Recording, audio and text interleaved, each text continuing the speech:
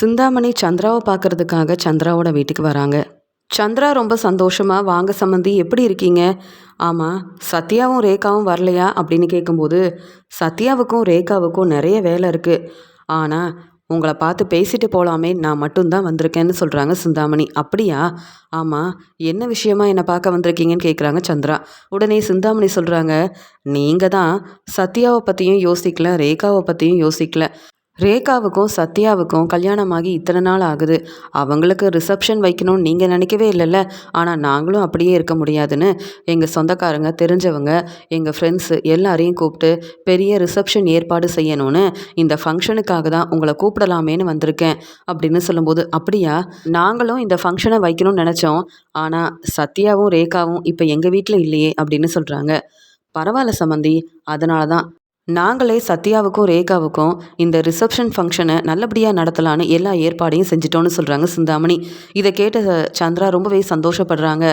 அது மட்டும் இல்லை, இங்கே ரிசப்ஷனுக்கு எங்கள் ஃப்ரெண்ட்ஸ் எல்லாரும் வருவாங்க, பெரிய பெரிய பிஸ்னஸ் செய்கிற எல்லாரும் வருவாங்க, எங்கள் சொந்தக்காரங்க எல்லாருமே ரொம்ப வசதியாக இருக்காங்க. நீங்களும் அங்கே வருவீங்கல்ல, அதனால தான் உங்களுக்காக நான் நகையெல்லாம் வாங்கிட்டு வந்திருக்கேன். நீங்கள் இப்போ எங்களுடைய சம்மந்தி. நீங்கள் பூக்கடைக்கு ஓனராக இருக்கலாம், ஆனால் ஃபங்க்ஷனுக்கு வர எல்லாருமே ரொம்ப வசதியானவங்க.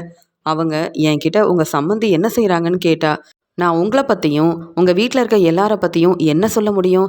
அதனால் நீங்களும் வசதியாக இருக்கிற மாதிரி அவங்க புரிஞ்சுக்கணுன்றதுக்காக தான் இந்த நகையெல்லாம் எடுத்துகிட்டு வந்திருக்கேன். நீங்கள் ஃபங்க்ஷனுக்கு வரும்போது இந்த நகையெல்லாம் போட்டுட்டு வாங்க. அப்போ தான் எனக்கு கிடைக்க வேண்டிய மதிப்பு மரியாதை கிடைக்கும் அப்படின்னு அந்த நகையை சந்திரா கிட்ட கொடுக்குறாங்க. சந்திரா அந்த நகையெல்லாம் வாங்கிட்டு, நகையெல்லாம் ரொம்ப நல்லா இருக்கு சம்மந்தி, ஆனால் எனக்கு இந்த நகையெல்லாம் வேண்டாம். என்னுடைய பையன் சத்யாவோட ரிசப்ஷன் ஃபங்க்ஷனுக்கு எப்படி வரணும்னு எனக்கு தெரியும். கண்டிப்பாக என்னால் உங்களுக்கு எந்த பிரச்சனையும் வராது. என்னால் நீங்கள் தலை குனிஞ்சு அவமானப்பட்டு நிற்க மாட்டீங்க. நீங்கள் பேசுனதே ரொம்ப சந்தோஷமாக தான் இருக்குது. இந்த நகையை எடுத்துகிட்டு நீங்கள் கிளம்புங்க. அதான் ஃபங்க்ஷன் இருக்குன்னு சொல்லிட்டீங்கல்ல. நான் மட்டும் இல்லை, எங்கள் வீட்டில் இருக்க எல்லாரும் கண்டிப்பாக சத்யா ரேகாவோட ரிசப்ஷன் ஃபங்க்ஷனுக்கு வருவோம் அப்படின்னு சந்திரா சொன்னது மட்டும் இல்லாமல், இங்கே வந்து இப்படிலாம் பேசின உடனே ரொம்ப கோவமாக, நான் நகையை கொடுக்குறேன், நகை வேண்டான்னு சொல்கிறாங்களா இந்த சந்திரா அப்படின்னு சொல்லிட்டு ரொம்ப கோவமாக சிந்தாமணி அங்கேருந்து கிளம்புறாங்க. சிந்தாமணி வீட்டுக்கு வந்தோடனே ரேகா ரேகா அப்படின்னு கூப்பிடுறாங்க. இங்கே ரேகாவோட அப்பா வந்துட்டு, சிந்தாமணி என்னாச்சு அப்படின்னு கேட்கும்போது, இல்லைங்க, நான் சந்திராவை பார்க்க போயிருந்தேன். ரேகா சத்யாவோட ரிசப்ஷன் ஃபங்க்ஷனுக்கு அவங்கள வர சொல்லணும், அவங்களுக்காக இந்த நகையெல்லாம் கொடுக்கணுன்னு தான் அவங்கள பார்க்குறதுக்காக போயிருந்தேன். ஆனால் சம்மந்தி என்னை புரிஞ்சுக்காமல் தேவையில்லாமல் பேசிட்டாங்க. சம்மந்தி இப்படிலாம் பேசுவாங்கன்னு நான் யோசிக்கவே இல்லை அப்படின்னு சந்திரா பேச ஆரம்பிக்கிறாங்க. இப்படிலாம் பேசினாதான் ரேகா இனி சந்திராவை பற்றி புரிஞ்சுக்கிட்டு சந்திரா வீட்டுக்கு மருமகளாக போகவே மாட்டா அப்படின்றதுக்காக சிந்தாமணி இப்படிலாம் பேசிகிட்டு இருக்காங்க. உடனே இங்கே ரேகா கேட்குறாங்க, அம்மா என்னம்மாச்சுன்னு கேட்கும்போது, உடனே இங்கே சிந்தாமணி சொல்கிறாங்க, சத்யாவோட அம்மா கிட்ட நான் பேசினேன், அவங்களுக்காக இந்த நகையெல்லாம் கொண்டு போய் கொடுத்தேன். ஆனால் இந்த நகையெல்லாம் வேண்டான்னு சொல்லிட்டாங்க. அது மட்டும் இல்லாமல் சந்திராவுக்கு சத்யா மேலேயும் ரேகா மேலேயும் கொஞ்சம் கூட அக்கறையே இல்லை. அவங்க 2 பேரும் என் வீட்டுக்கு வர வேண்டாம், நீங்களே ரேகாவையும் சத்யாவையும் நல்லபடியாக பார்த்துக்கோங்க அப்படின்னு சொல்கிறாங்க. என்ன இருந்தாலும் நம்ம வீட்டு மாப்பிள்ளை சத்யாவும் ரேகாவும் இன்னும் கொஞ்ச நாள் கழிச்சு சந்திரா வீட்டுக்கு தானே போகணும். ஆனால் அவங்க ரேகா மேலே கொஞ்சம் கூட அக்கறையே இல்லாமல் பேசுகிறாங்க. இதெல்லாம் பார்த்துட்டு என்னால் தாங்கிக்கவே முடியல. ரேகா, இனி நீ சந்திரா வீட்டுக்கு போகவே கூடாது அப்படின்னு பேசும்போது, உடனே ரேகா சொல்கிறாங்க, சத்யாவோட அம்மா இப்படிலாம் பேசுனாங்களா? அவங்க என்ன நல்லா தான் பார்த்துக்கிட்டாங்க. என் மேலே அவங்களுக்கு நிறைய அக்கறை இருக்குன்னு எனக்கு தெரியும். ஆனால் நீங்கள் சொல்கிறத என்னால் நம்பவும் முடியல, நம்பாமல் இருக்கவும் முடியல. நீங்கள் எதுக்குமா அவங்களுக்கு நகையெல்லாம் கொண்டு போய் கொடுத்தீங்கன்னு சொல்லும்போது, அவங்க நம்ம வீட்டு சம்மந்தி, அவங்களுக்காக நான் என்ன வேணாலும் செய்வேன் ரேகா, ஆனால் அவங்க என்னை புரிஞ்சிக்கவே இல்லை அப்படின்னு சொல்லிட்டு அந்த நகையெல்லாம் எடுத்துகிட்டு சிந்தாமணி அங்கேருந்து கிளம்புறாங்க. உடனே ரேகா ரொம்ப கோவமாக சந்திராவுக்கு ஃபோன் பண்ணுறாங்க. அத்தை, நான் ரேகா தான் பேசுகிறேன். நீங்கள் என்ன எங்கள் அம்மா கிட்ட இப்படிலாம் பேசியிருக்கீங்கன்னு கேட்கும்போது, இல்லை ரேகா, நீ தான் தப்பாக புரிஞ்சுக்கிட்ட. நான் இப்படிலாம் உங்கள் அம்மா கிட்ட பேசவே இல்லைன்னு சொல்கிறாங்க. என்ன சொல்கிறீங்க? என் அம்மா உங்களுக்காக ஆசையாக நகையெல்லாம் வாங்கிட்டு வந்திருக்காங்க. நீங்கள் ரிசப்ஷனுக்கு வரமாட்டேன்னு சொன்னீங்களா? அப்போ எங்கள் மேலே உங்களுக்கு அக்கறையே இல்லை அப்படி தானே அப்படின்னு கேட்கும்போது, என்ன ரேகா சொல்கிற? ஃபங்க்ஷனுக்கு நான் கண்டிப்பாக வருவேன்னு சம்மந்திக்கிட்ட நான் சொல்லியிருந்தேனே, அவங்க இதெல்லாம் சொல்லலையான்னு கேட்கும்போது, இல்லையே, எங்கள் அம்மா வாங்கி கொடுத்த நகையும் வேண்டான்னு சொல்லிட்டு நீங்கள் தான் இந்த ரிசப்ஷன் நடத்துறதுனால நான் வரமாட்டேன்னு சொன்னீங்களா? நீங்கள் இப்படி பேசுவீங்கன்னு நான் நினைக்கவே இல்லை அப்படின்னு சொல்லும்போது, ரேகா இப்படிலாம் நான் பேசல. என் பையன் சத்யாவோட வாழ்க்கை சந்தோஷமா இருக்கணுன்றதுக்காக தான் நான் உங்க கல்யாணத்தையே நல்லபடியா நடத்தி வச்சேன். சிந்தாமணியும் உங்க அப்பாவும் எவ்வளவோ பிரச்சனை செஞ்சாங்க. ஆனா உங்களுக்கு தான் நான் சப்போர்ட் பண்ணேன். இப்ப வரைக்கும் உங்கள பத்தி தான் நான் யோசிக்கிறேன், சப்போர்ட் பண்ணுவேன். சிந்தாமணி சொல்றத நம்பவே நம்பாத அப்படின்னு சொல்லிட்டு ஃபோனை வைக்கிறாங்க சந்திரா. ரேகாவுக்கு அப்பதான் உண்மை என்னன்னு தெரியுது. சத்யாவோட அம்மா சந்திரா பேசுறது எல்லாமே உண்மைதான். என் அம்மா தான் வேணும்னே பொய் சொல்றாங்க. அப்ப சிந்தாமணி வேணும்னே திட்டம் போட்டு என்னை ஏமாத்துறாங்களா அப்படின்னு யோசிக்க ஆரம்பிக்கிறாங்க ரேகா. அடுத்த நாள் சத்யா கிட்ட சொல்றாங்க, சந்திராவை பார்த்துட்டு வரலான்னு சொல்றாங்க. எங்க அம்மாவை எதுக்கு இப்போ போய் பார்க்கணும்? எனக்கு ஆஃபீஸில் நிறைய வேலை இருக்குன்னு சொல்றாரு சத்யா. சத்யா நீ அமைதியா இரு. ஆஃபீஸில் எவ்வளோ தான் வேலை இருந்தாலும் உங்கள் அம்மாவையும் போய் பார்க்கணும்ல. அதனால நான் மட்டும் இல்லை, இன்னைக்கு நம்ம எல்லாருமே உங்கள் வீட்டுக்கு தான் போகிறோம். என் அம்மா அப்பா எல்லாரையும் உங்கள் வீட்டுக்கு நம்ம கூப்பிட்டு போகலாம் அப்படின்னு சொல்லும்போது, இல்லை எனக்கு ஆஃபீஸில் நிறைய வேலை இருக்கு ரேகா. இப்போ என்னால் எங்கள் வீட்டுக்கு வர முடியாது. என் அம்மா கிட்ட பேச முடியாது ரேகா. நான் இன்னொரு நாள் எங்கள் அம்மாவை பார்த்து பேசிக்கிறேன். நீ வேணும்னா எங்கள் அம்மா கிட்ட பேசிட்டு வா அப்படின்னு சொல்கிறாரு சத்யா. இல்லை சத்யா நீ கண்டிப்பாக வரணும் அப்படின்னு சொல்லிட்டு சிந்தாமணிக்கிட்டேயும் தன்னுடைய அப்பா கிட்டேயும் பேசிகிட்டு இருக்காங்க ரேகா. அப்பா அத்தை வீட்டுக்கு போகணும், நீங்கள் வாங்கப்பா போயிட்டு வரலான்னு சொல்லும்போது, என்னால் சந்திரா வீட்டுக்கு வர முடியாது. சந்திரா என்னை புரிஞ்சுக்காம பேசுவாங்க.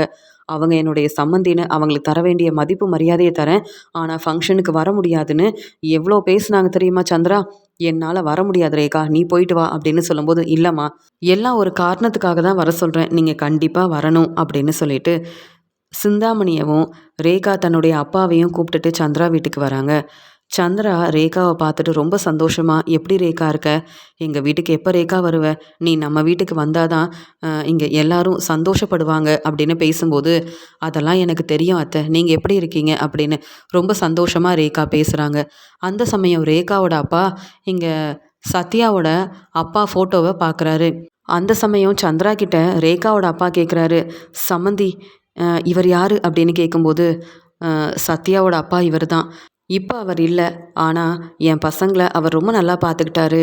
ஆனால் இப்போ மீனாவும் முத்து மாப்பிள்ளையும் தான் என் குடும்பத்தை அவ்வளோ நல்லா பார்த்துக்கிறாங்க அப்படின்னு சொல்லும்போது, என்னது இவர் தான் சத்யாவோட அப்பாவா? இவர் என்னுடைய ஃப்ரெண்டாச்சே அப்படின்னு சொல்லிட்டு ரேகாவோட அப்பா யோசிக்கிறாரு. என்ன சம்மந்தி என்ன ஆச்சுன்னு கேட்கும்போது, இல்லை இவர் என்னுடைய ஃப்ரெண்டு தான். இவர் எனக்கு செஞ்ச உதவியால் தான் நான் வெளியூருக்கு போனேன். புது பிஸ்னஸ் ஆரம்பித்தேன். நல்லா சம்பாதிக்க ஆரம்பித்தேன். என் ஃப்ரெண்டு மட்டும் உதவி செய்யாமல் இருந்தா என்னால் இப்படி பெரிய கம்பெனிக்கு ஓனராக இருக்கவும் முடியாது. அதே மாதிரி என் ஃப்ரெண்டு செஞ்ச உதவியால் தான் நான் பெரிய பிஸ்னஸ் ஆரம்பித்து நல்லபடியாக சம்பாதிக்க ஆரம்பித்தேன். சரியான நேரத்தில் சத்யாவோட அப்பா எனக்கு செஞ்ச உதவியால் இப்போ நான் இந்த நிலமையில இருக்கேன். ஆனால் சத்யாவோட அப்பா தான் என் ஃப்ரெண்டுன்ற உண்மை எனக்கு இப்போ தான் தெரியும். அது மட்டும் இல்லாமல் என் ஃப்ரெண்டை பார்க்கலான்னு நினைக்கும்போது இப்போ தான் உண்மை என்னென்னு புரிஞ்சுக்கிட்டேன் அப்படின்னு சத்யாவோட அப்பா ஃபோட்டோவை பார்த்து இங்கே பதில் பேச முடியாமல் ரொம்பவே மனசு வேதனைப்படுறாரு ரேகாவோட அப்பா. என்னப்பா சொல்கிறீங்கன்னு கேட்கும்போது, ஆமாம் ரேகா, இப்போ நம்ம இந்த நிலமையில இவ்வளோ வசதியாக இருக்கோன்னா அதுக்கு காரணமே சத்யாவோட அப்பா தான் அப்படின்னு சொல்லும்போது, அப்படியா அப்படின்னு கேட்டு சந்தோஷப்படுறாங்க ரேகா. உண்மையை புரிஞ்சுக்கிறாங்க ரேகா. உடனே சிந்தாமணி கிட்ட சொல்கிறாங்க, என்னம்மா நம்ம இவ்வளோ வசதியாக இருக்கோம், பெரிய கம்பெனிக்கு ஓனராக இருக்கோம், இவ்வளோ நல்லா சம்பாதிக்கிறோன்னா அதுக்கு காரணம் சத்யாவோட அப்பா தான். ஆனால் நீங்கள் நகையை வாங்கிட்டு வந்து சந்திரா கிட்ட கொடுத்துருக்கீங்க. அவங்கள ரொம்பவே ஏளனமாக பேசியிருக்கீங்க. இப்போவே என் அத்தைக்கிட்ட மன்னிப்பு கேட்கணும். அவங்க என்னை எவ்வளோ நல்லா பார்த்துக்கிட்டாங்க தெரியுமா? சந்திரா கிட்ட நீங்கள் மன்னிப்பு கேளுங்கம்மா. இங்கே சத்யாவோட அப்பா செஞ்ச உதவியால் தான் இப்போ நம்ம நல்ல வசதியாக இருக்கோம். ஆனால் நீங்கள் உண்மை என்னென்னு புரிஞ்சுக்காம நீங்கள் நகையை வாங்கிட்டு வந்து கொடுத்துருக்கீங்க. நீங்கள் என்னெல்லாம் பேசுனீங்கன்ற உண்மை எனக்கு தெரியும். அதனால தான் உங்களையும் அப்பாவையும் இங்கே வந்து சத்யாவோட அம்மா வீட்டுக்கு கூப்பிட்டு வந்தேன். இப்போவே நீங்கள் மன்னிப்பு கேளுங்க. நம்ம நல்லபடியாக சம்பாதிக்கிறோன்னா அதுக்கு காரணம் சந்திராவும் சத்யாவோட அப்பாவும் தான். உண்மை என்னன்னு புரிஞ்சுக்காம இப்படி ஏளனமாக பேசுகிறீங்களே, அசிங்கமாக இல்லை? இப்போவே அத்தைக்கிட்ட நீங்கள் மன்னிப்பு கேளுங்க அப்படின்னு சந்திராவுக்காக சப்போர்ட் பண்ணுறாங்க. ரேகா இப்படி பேசுகிறத கேட்டு சிந்தாமணி பேரதிர்ச்சியோடு நிற்கிறாங்க. ஆனால் ரேகாவோட அப்பா சந்திரா கிட்ட மன்னிப்பு கேட்குறாங்க.